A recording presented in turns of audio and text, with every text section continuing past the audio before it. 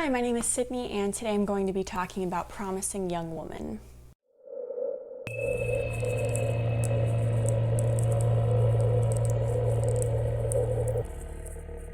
This movie is starring Carey Mulligan and is directed by Emerald Fennell. I will be discussing spoilers and having the assumption that you have seen the film. So if you don't want spoilers, come back. This movie is really heartbreaking and very profound, and I think it's a movie that's going to stick with me for a really long time. This is a movie I don't think will be hard to relate to for women. Unfortunately, there's a lot of characteristics in this film that are part of the female experience of just living life, and I think in that way this movie might be shocking to some men to watch. What's my name? This movie is at some points like a visual candy, super aesthetically pleasing, manicured and electric in color.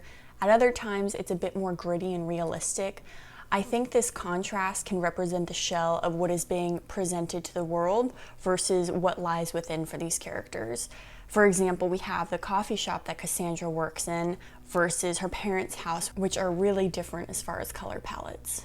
So, some notable things about this movie. The only act of violence committed in this film is in Cassandra's death. The trailers for this film in that way were kind of misleading because I thought this was going to be more of a gruesome revenge film. But I think in a more powerful way, Cassandra doesn't get her revenge by simply being a judge and the executioner. She gets her revenge by instilling fear and potentially being a chance for these men who consider themselves to be nice guys to reconsider their identity and to recalibrate their moral compasses.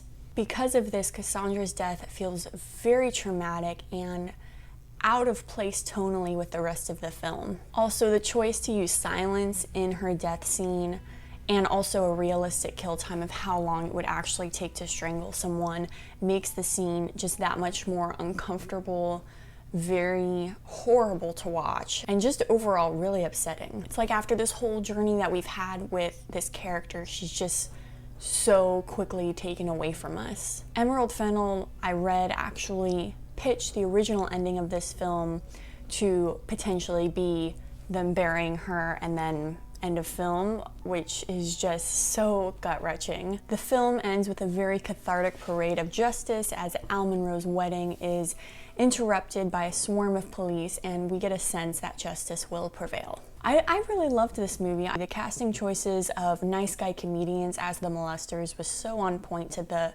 message of these male characters thinking that they're nice guys while doing these horrible things. I really hope Carey Mulligan gets nominated for Best Actress at the Oscars. I think it was really well deserved, as well as Emerald Fennell for this being her directorial debut, I think.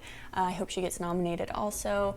And Bo Burnham, I love Bo Burnham and I thought he just really killed it. I hope I see him in more acting roles. Just the pacing and overall everything worked for me in this movie, but I know not everyone felt that way. There are two main critiques that I've read about this film, one of them being that this film demonizes men and is hyper-feminist. Well, not all the men in this film were bad people. Cassandra's father is a constant support system to her throughout the film. You can tell he's a loving father and someone who just wants what's best for his daughter. The lawyer that Cassandra confronts, Jordan Green, is not a bad person. He is a person who has done bad things, and he recognizes his role in oppressing assault victims and has asked for forgiveness, and he's changing his life to redeem himself.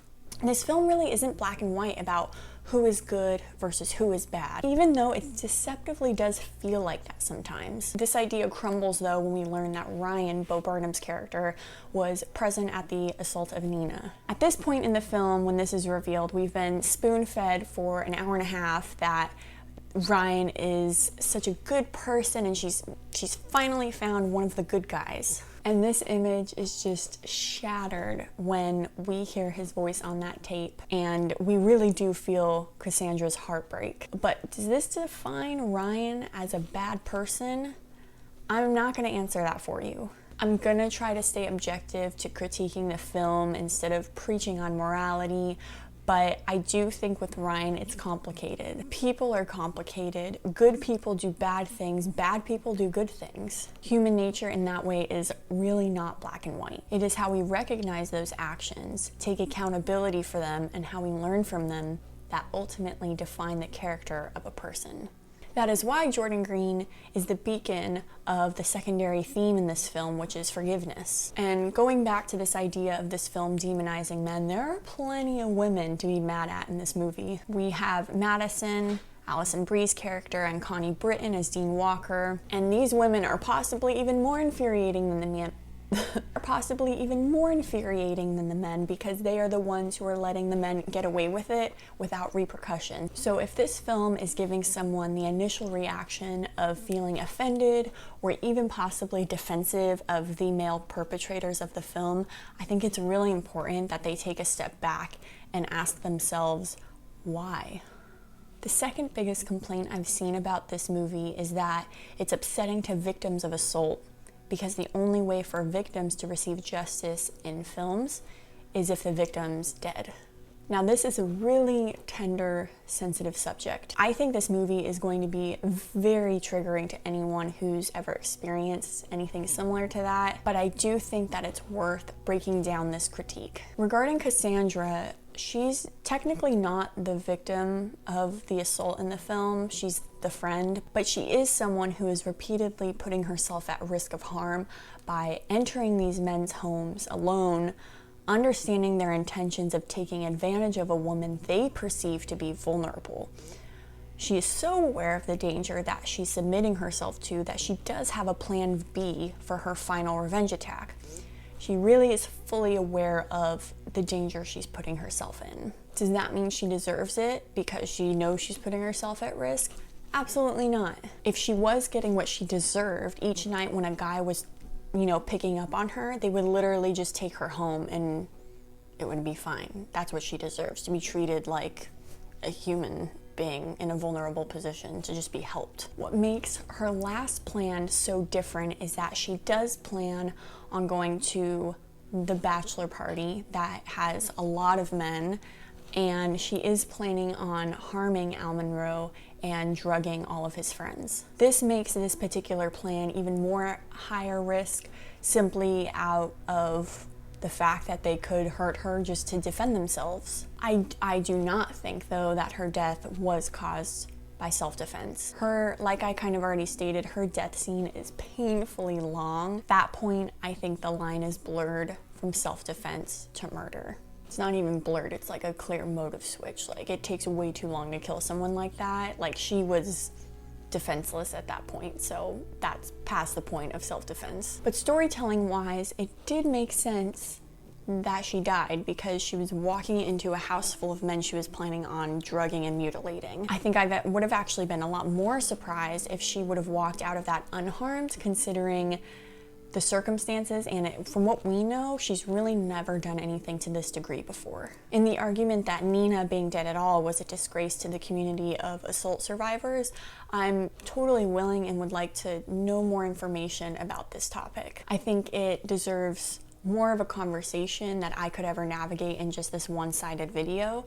So I'd like to hear more thoughts on this. In my perspective, though, it does feel like an honest account of what can happen. They actually don't ever say what happens to Nina exactly, but it's kind of easy to assume she passed from suicide. But Nina's story is not unlike many women, and I think the problem people have with this film is not so much the tragedy of Nina's story, but it's survivors wanting a fair representation of being a survivor, not being a victim, but being a survivor. But I can actually think of some amazing female revenge films that turns their survivor of an assault into an amazing badass, like, that doesn't die in the movie, like Kill Bill, Hard Candy, Peppermint, Last House on the Left, I Spit on Your Grave, Revenge, and I guess to throw it in there, Knock Knock is like the ultimate movie of two girls teaching a lesson to a guy